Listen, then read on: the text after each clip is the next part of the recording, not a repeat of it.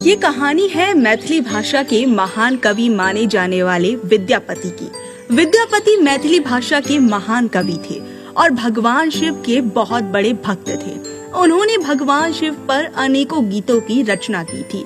उनकी भक्ति और उनकी रचनाओं से प्रसन्न होकर भगवान शिव एक गरीब लड़के का भेष बदलकर विद्यापति के घर आए। प्रणाम महोदय, मेरा नाम उगना है। मैं काम की तलाश में इधर उधर भटक रहा हूँ। क्या आप मुझे कोई काम दे सकते हैं? भाई, मैं एक गरीब व्यक्ति हूँ। मैं तुम्हें काम पर नहीं रख सकता। मेरे पास इतने पैसे नहीं हैं जो तुमको दे सकूं। कोई नहीं महाराज, आप मुझे बस 2 समय का भोजन खिला दीजिए। मैं इतने से ही संतुष्ट हो जाऊंगा। अरे ठीक ही तो कह रहा है ये लड़का। रख लो इसे काम पर। इतना खाना बनाती हूँ, 2 रोटी इसके लिए भी बना दूंगी। अपनी पत्नी की बात मानकर विद्यापति उगना को काम पर रख लेते हैं। उगना रूप में आए महादेव विद्यापति की सेवा करने लगते हैं। एक दिन विद्यापति उगना को अपने साथ लेकर कहीं जा रहे थे। रास्ते में भीषण गर्मी पड़ रही थी और चारों तरफ बस बंजर जमीन थी।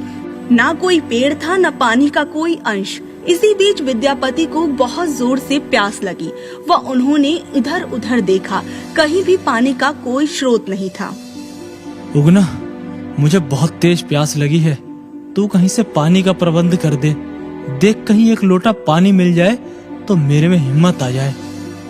शिव जी को पता था कि वहाँ आसपास कोई जल का स्रोत नहीं है, इसलिए वो विद्यापति से थोड़ा दूर गए और अपनी जटाएं खोलकर उसमें से गंगा जल लोटे में भर के विद्यापति को दे दिया।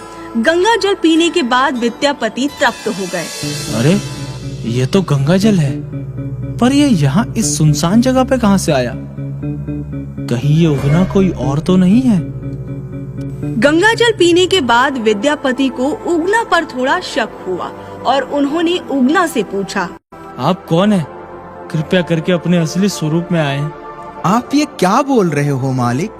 मैं तो उगना हूँ। नहीं नहीं, झूठ मत बोलिए। आप जो दिख रहे हैं वो नहीं है।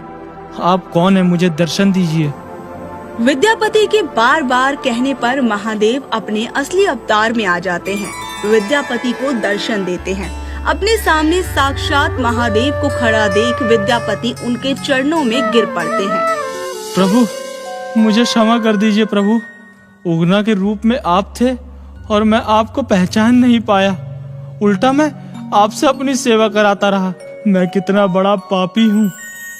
विद्यापति, तुमने कोई पाप नहीं किया, बल्कि मुझे आनंद आ रहा था तुम्हारी सेवा करके। अब से मैं तुम्हारे साथ उगना बनकर रहूंगा, लेकिन ये बात किसी और को पता नहीं चलनी चाहिए। ठीक है महादेव। उगना के रूप में महादेव और विद्यापति एक मित्र की भांति एक संग रहने लगे। एक दिन की बात है, विद्यापति की पत्नी किसी बात से नाराज होकर गर्म चिमटे से उगना को मारने लगती है। ये देख विद्यापति भागे भागे आते हैं और अपनी पत्नी को रोकते हैं। ये तुम क्या कर रही हो? मूर्ख औरत, तुम्हें पता नहीं है तुम किसको मार रही हो?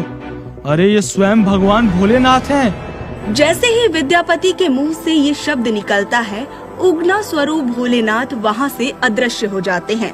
उगना के अदृश्य होते ही विद्यापति चिंतित हो जाते हैं और वो इधर उधर उगना को ढूंढने लगते हैं।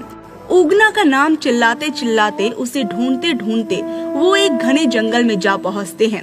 अपने भक्त की ऐसी हालत देख महादेव से रहा नहीं जाता और उन्होंने विद्यापति को दर्शन दे दिए। विद्यापति, क्यों परेशान हो रहे हो? प्रभु, आप मुझे छोड़कर क्यों आ गए? आप चलिए, मेरे साथ चलिए।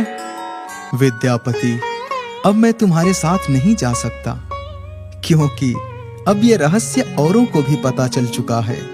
लेकिन तुम चिंता ना करो, उगना की जगह मैं तुम्हारे साथ शिवलिंग के रूप में रहूंगा।